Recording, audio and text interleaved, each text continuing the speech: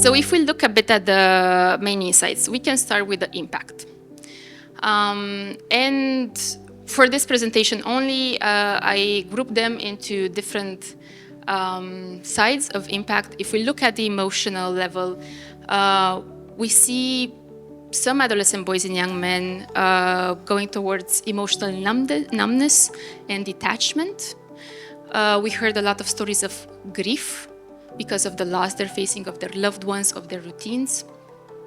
For those living in host countries, and for some in Ukraine, we also heard stories of guilt, of survivor's guilt, and for some, also anger. And as we will go later into maladaptive coping mechanisms, aggression, either through bullying or interpersonal conflicts. But oftentimes, what we know is that also that anger and that sort of aggression is also coming from feelings of helplessness and trying to gain control over their circumstances.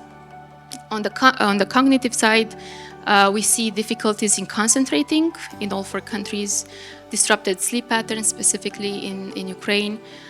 When it comes to the future, there's a lack of clarity as to how the future will look like. A loss of meaning and identity conflicts, especially in host countries.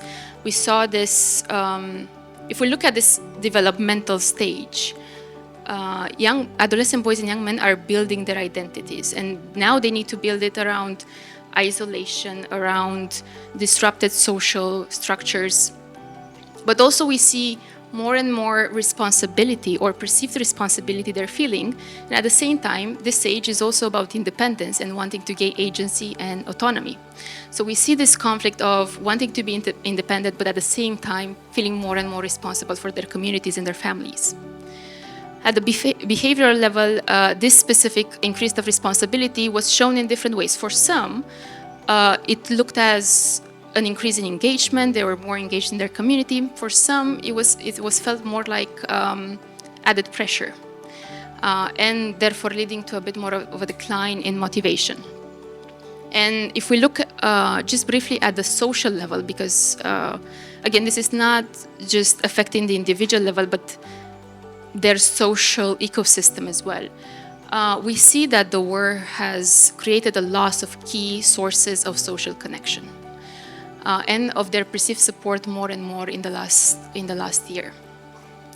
At the same time, some of the school counselors in Poland told us something very beautiful, that young men, through this sense of responsibility, they're also becoming emotional anchors in their community.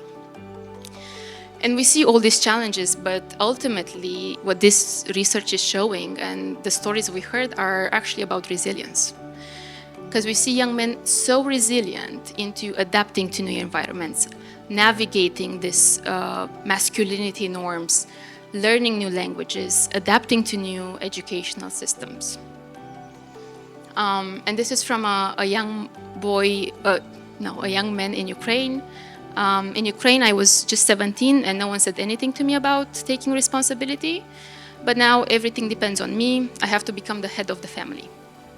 And that is a story that we heard a lot, especially in households where the male figure remained in Ukraine. We see these young men struggling to find healthy ways of masculinity and male role models in their host communities.